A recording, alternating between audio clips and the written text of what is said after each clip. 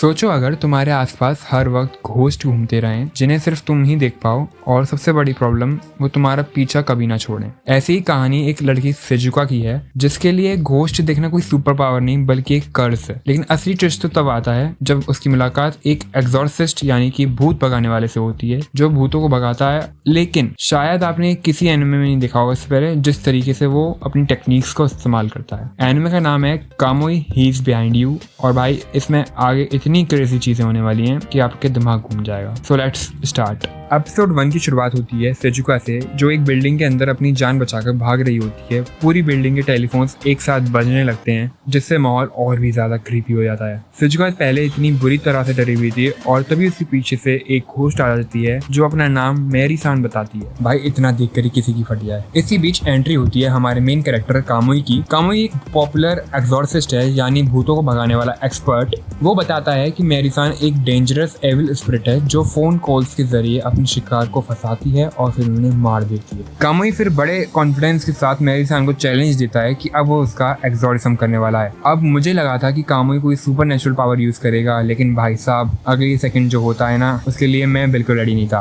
कामुई उस घोस्ट के साथ सेक्स करना शुरू कर देता है। आई मीन व्हाट भाई क्या चल रहा है ये। तभी नरेटर हमें बताता है कि पुरानी मान्यता के मुताबिक बुरी आत्माओं की उस चीज से फटती है क्योंकि उससे नई जिंदगी की शुरुआत होती है। और इसी कॉन्सेप्ट को यूज करके मॉडर्न जमाने में एक शख्स ने एक्सॉर्सिज्म का पूरा गेम बदल दिया था। अब वो भूतों को एक खास और पवित्र तरीके से भगाता है जिसे सेक्रेड एक्ट कहा जाता है। मतलब लिटरली वो चीज करना भूतों को भगाने का एक कॉन्सेप्ट बन गया, एक तरीका बन गया जिसे हम सेक्रेड एक्ट कहते हैं। भाई मतलब देख रहे हो कितना अजीब कॉन्सेप्ट है।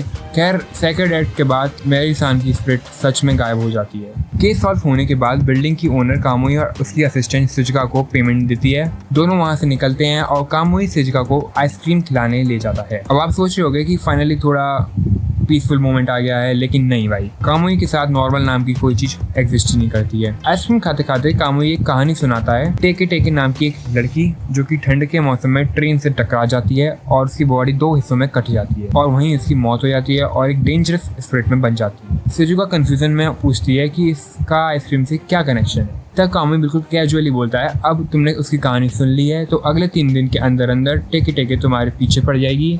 बस इतना सुनते ही सेजुका को गुस्सा साथ में आसमान पर पहुंच जाता है और अगले ही सीन में हम देखते हैं कि टेके टेके की अपर पार्ट वाली बॉडी सेजुका का पीछा कर रही होती है। यहाँ सेजुका अपने पास्ट के बारे में थोड़ा बताती है कि वो बचपन में वो जमीन की तरफ देखकर चलती थी क्योंकि जैसे ही वो ऊपर करती थी अपनी नजर तो कोई घोस्ट से आई कॉन्टेक्ट कर लेता था। टेम्पल्स और चर्चेस ने हेल्प करने से मना कर दिया था। लेकिन फिर एक दिन उसकी जिंदगी में कामुई आया और पहली बार देखकर सेजुका को कामुई डीमन से भी ज्यादा डेंजरस लगा था और इसलिए वो वहां से भाग जाती है। स्टोरी फिर प्रेजेंट में वापस आती है जहाँ टेके टेके पूरी स्पीड से सेजुका का पीछा कर रही होती है। भागते भागते सेजुका गिर जाती है और तभी एंट्री होती है हमारे एक्सॉर्सिस्ट कामुई की। नरेटर बताता है कि टेके टेके अपने शिकार को बहुत तेजी से पकड़ता है लेकिन उसकी एक वीकनेस भी है कि वो अचानक से रुक या मुड़ नहीं सकता जिसकी वजह से कामुई इसका फायदा उठाता है और वो उसे किस कर देता है। भाई मतलब व्हाट द फक यार। अब सेजुका सोच रही होती है कि कामुई की एक्सॉर्सिज्म टेक्निक के लिए लोअर बॉडी चाहिए होती है लेकिन टेके टेके के पास तो सिर्फ अपर बॉडी है तो भाई ये बंदा करेगा क्या। और फिर जो कामुई करता है उसने सेजुका ही नहीं मुझे भी शॉक कर दिया था। वो टेके टेके का कान चाटने शुरू कर देता है। सेजुका तो पूरी तरह शॉक हो जाती है क्योंकि उसे लगा था कामुई उसके संतरों के साथ कुछ करने वाला है। उसके बाद कामुई एक्सप्लेन करता है कि ईयर्स और प्राइवेट पार्ट्स का कुछ क्लोज रिलेशनशिप होता है। इतना ही नहीं वो फैंटम पेन नाम के कॉन्सेप्ट के बारे में भी बताता है जिसमें इंसान उन बॉडी पार्ट्स का पेन भी महसूस कर सकता है जो अब उसकी बॉडी का हिस्सा नहीं था और इसी लॉजिक की वजह से उसकी टेक्निक काम कर जाती है और टेके टेके की स्पिरिट भी फाइनली एक्सॉर्साइज हो जाती है। कामुई सेजुका को बताता है कि टेके टेके के जैसे ही एक और लड़की थी जिसका नाम काशिमा होता है